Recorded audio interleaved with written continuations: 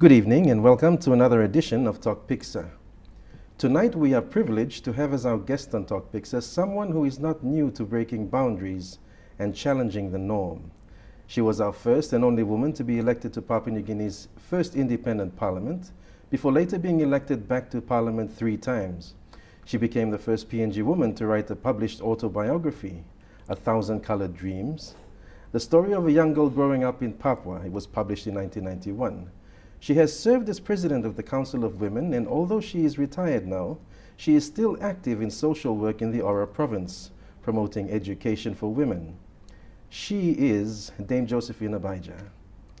Dame Josephine, thank you very much and for taking up the invitation, and thank you for appearing on Tok Piksa with us tonight. Thank you very much. Now, there's a lot of things that I'm sure Papua New Guinea would like to know that you have experienced.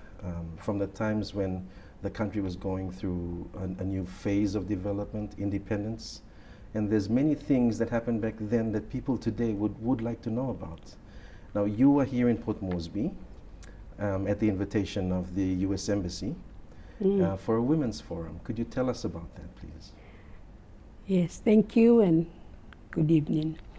The U.S. Ambassador and I think the U.S. government has a system where they give recognition for women or people who have done something they said it's great, and I don't know what I've seen, what that great means to me, because apart from going into parliament and being the first, maybe that's a great thing to do in breaking the barriers, because at that time, you know, the culture here is that the woman's place was in the kitchen, and therefore people expect you to be there, because after the election, I'll cut that story short, because after the elections, the Australians who were counting the votes couldn't believe that a woman could win. So all my friends have been sworn in, and they went.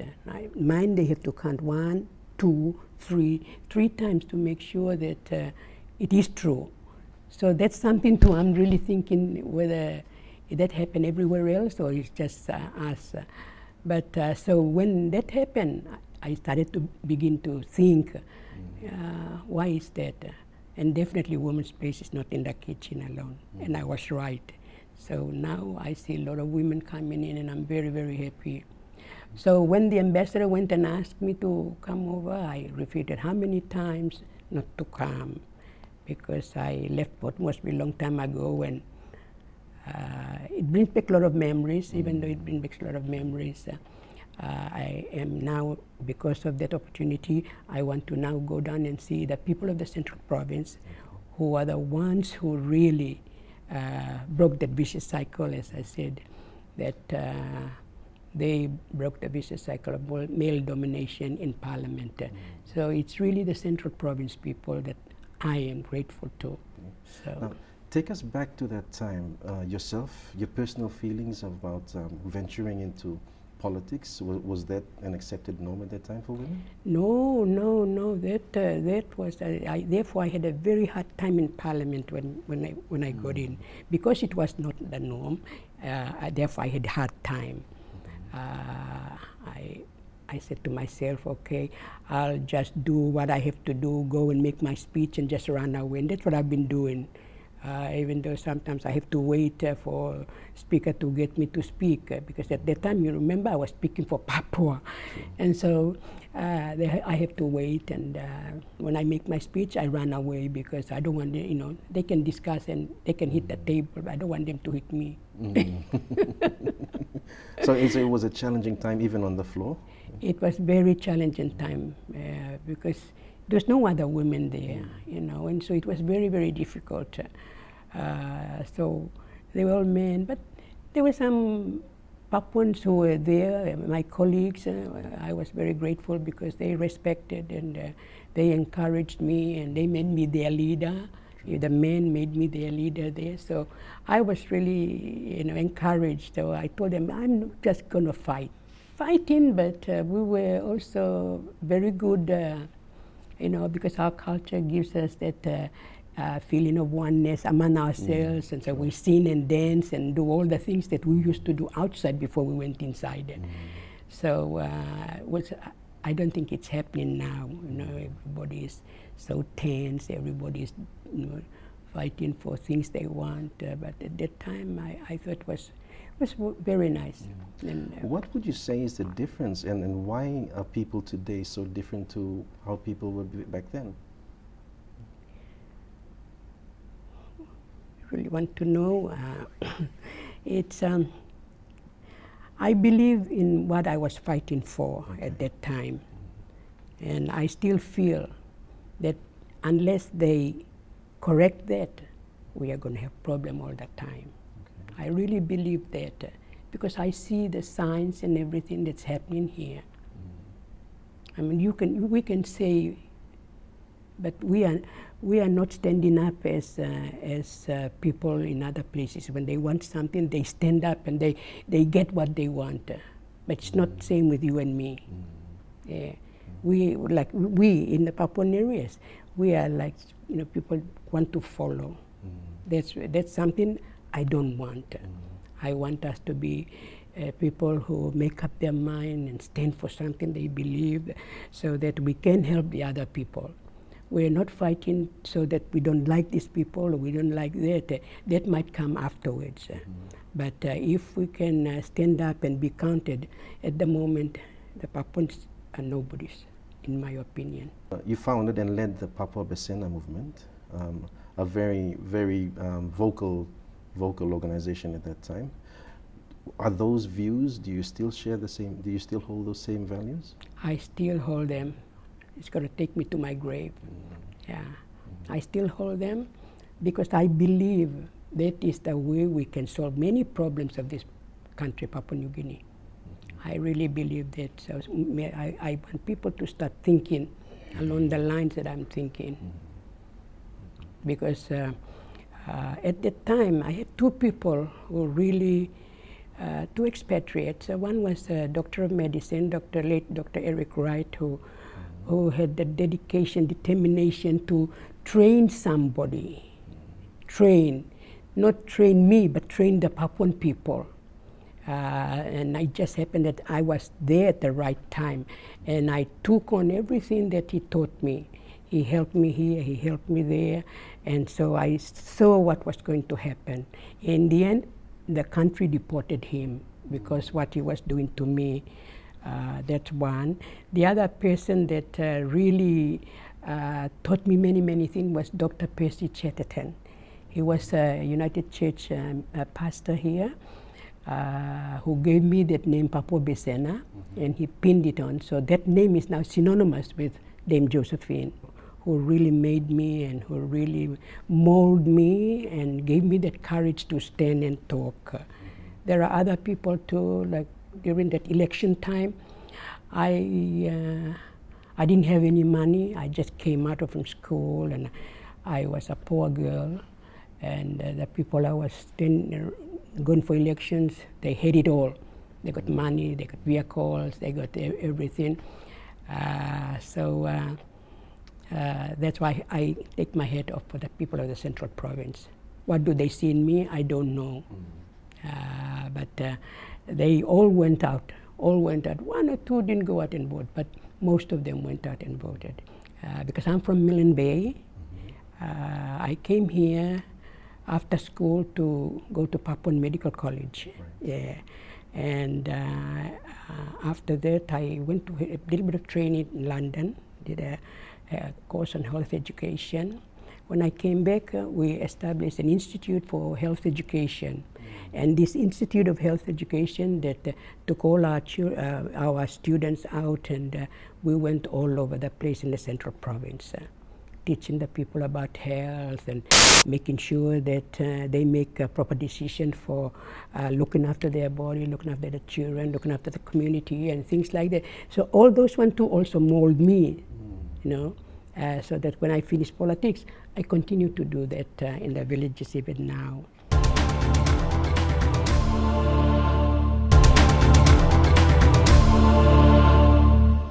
You had a break of 15 years before being elected back into Parliament. Tell us about that, because you had just been elected, you had been doing what you needed to do as governor, and then you took a break. What was the reason for that? I don't know what was the reason, but the first one, when I 72 to 77, I was member for Central.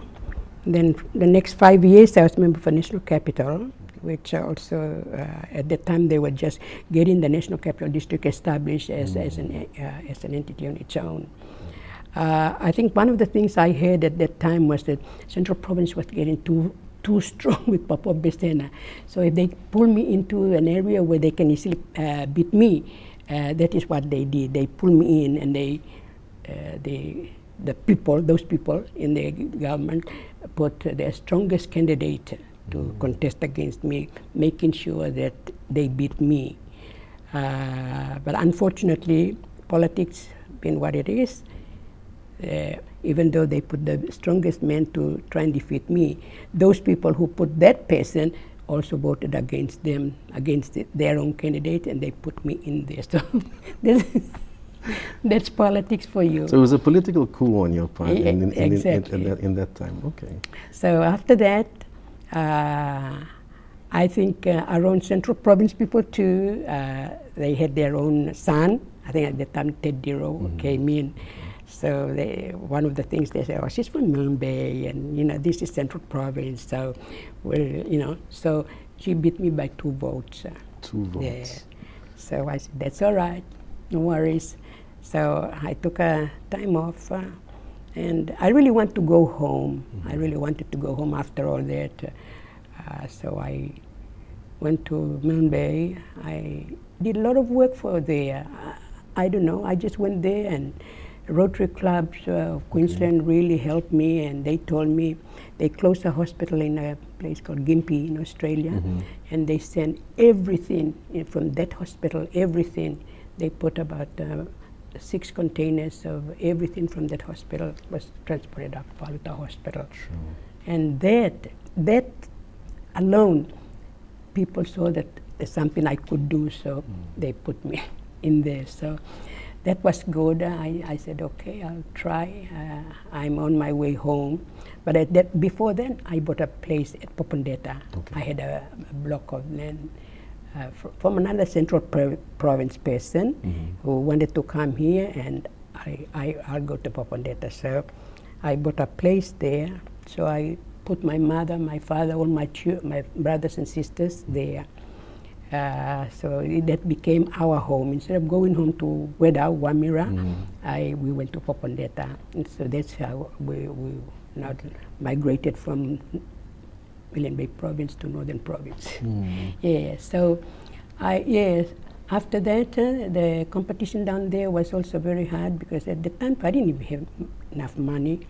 So I stood against a couple of expatriates like Tim Neville, and so I got beaten there. And I said, that's all right, I'm going to my place in Popondetta.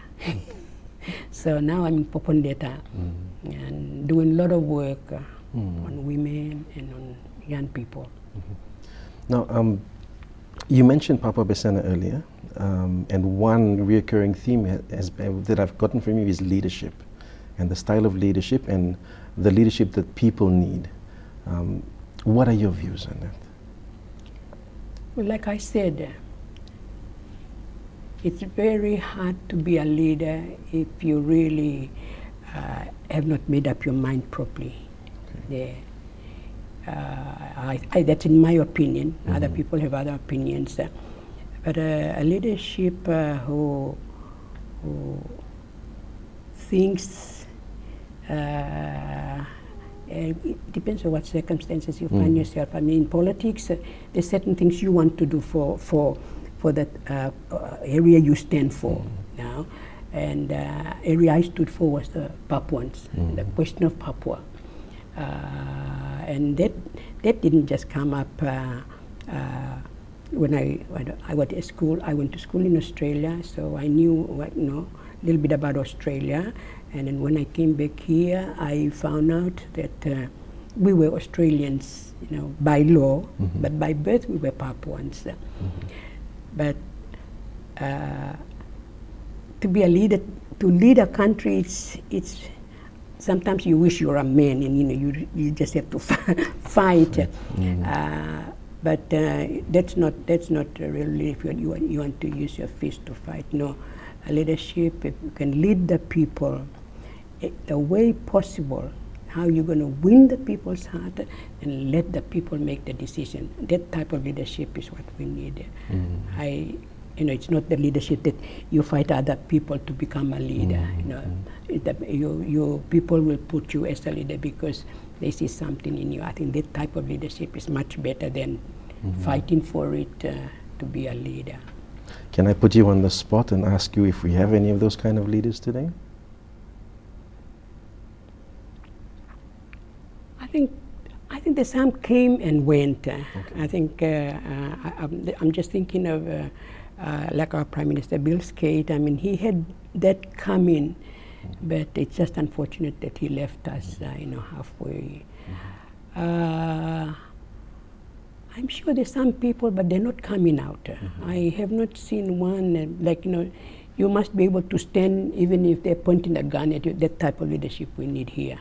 And that's how the people will see that this is the leader that we need.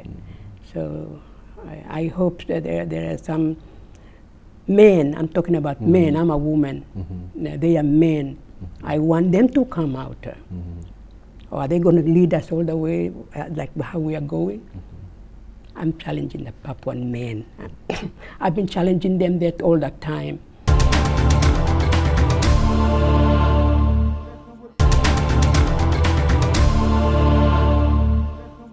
Yeah.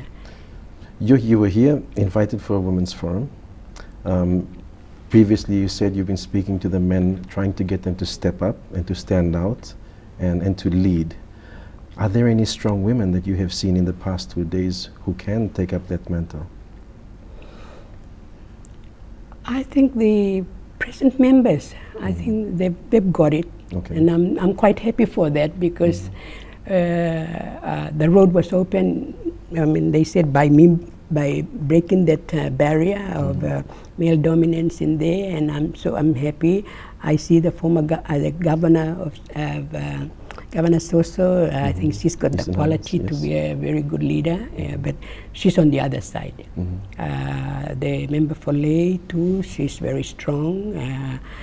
But one of the things I find is not only just you know everything. I think that's a poor leadership if you feel that you know everything and other people don't know. When you got to try and get your ideas across by forcing it. I think true leadership where people should see and follow you and follow your footstep, and but you still stand your ground. That is type of leadership is better than like I know everything and you don't know. I think that one, So I'm telling the women that that's not the way to like shout or because you are there and you are high up here. Women want to see you, how you are on a good lead. As a good leader, a lot of personality. You know something, but your personality must be equal to the ones the lowest and that is how I want to see it. But I think there's some good ones there. There were a couple of young girls who came out and brought out some very, very good points, very relevant points in that the older women like us, we don't give opportunity for young ones to take over, which is very, very true. And I find that in the Northern Province and in Murray, that those of us who got position, we just want to stay there. So we will fight and we don't want to let the young one take over. So that's something I learned there. I learned it in the community too. So the younger ones are now talking, give us an opportunity to prove to follow you. And I really like that. So I think when some of our young women will come up, they'll be good leaders. It depends on how we perform now. Because we are examples for them to follow. That is the question they've asked. This one's my mentor, you are my mentor, and so if they're looking at you like that, then you make sure you give what these women want. I think we should say thank you to the embassy, United States Embassy, and ambassador who really, really, I told him in no uncertain time, I don't like him because he brought me here, but later on I tell him, oh no, ambassador, I really love you. But it's great to bring the women together, maybe for the first time for a long time. And I think they've talked about things like National Council of Women, Women in Politics, and other women's organizations now are rising. So many organizations are rising because there's not one organization that's producing this leadership that we want. Yeah. If there is an organization that's producing young people who could talk and stand and say yes. This is the way we'll go. That's the way we'll go. No, this is the way. Okay, then we are making progress. But we've established all these organizations. Now other women are going to other organizations. So we are just going from one organization to another, looking for a leader. True. Yeah, and that's how I see it's happening now. On a final note, is there hope? Is there hope for a better Central Province? Is there hope for a better Papua New Guinea? And is there hope for more equal rights and more recognition for women? I think there is a hope because I think the government is recognizing the importance of the role of women, which is much more than what was in the past. So that's very good. The government is recognizing the importance of the role of women in the country, in the parliament, and elsewhere in the business. But I still think we will still have problems. I still think we will have problems because the question of Papua, they must solve that. If they do a referendum or something that will give the Papuans an opportunity to say yes or no, okay, you kill the problem. So all of us will just have to sit down and just do what other people are telling us to do. Okay, that's all right. If that's what we want, that's what the majority of the Papuans want. So that problem will ensure that we are not going to see, when we go for elections or whatever, in the National Council of Women or what, we always segregate. Whether we like it or not, we always segregate, We don't want to, but the circumstances just gets us there. So Papuans group are here, the New Guinea Island groups are there, the Highlands groups are here, and other groups are here. That's always going to happen. And so if we are going to get better, that should not be so. If they solve the problem of Papua, I think we will see a lot of things there. And we will come up good friends with other people. I really believe that. Because at the moment, maybe there's something wrong with me. But I really believe that unless we do this one, I don't think. So they talk about pregnancy coming from the school kids, before they leave school, and that's getting out of hand. We in the Northern Province, I was told by our governor today that only one child went to university this year. But where we are going, why is that? It's a cause for concern. Yeah. Big concern. A lot of our children now going out into streets and drink, smoke, just don't care attitude. Is that how we're going to bring our people up? Because there's nothing else for them to do. True. Yeah. Dame Josephine, it's been enlightening, and thank you very much for your time, and thank you very much for sharing with us a little bit of what you've experienced. Thank you very much. Thank you.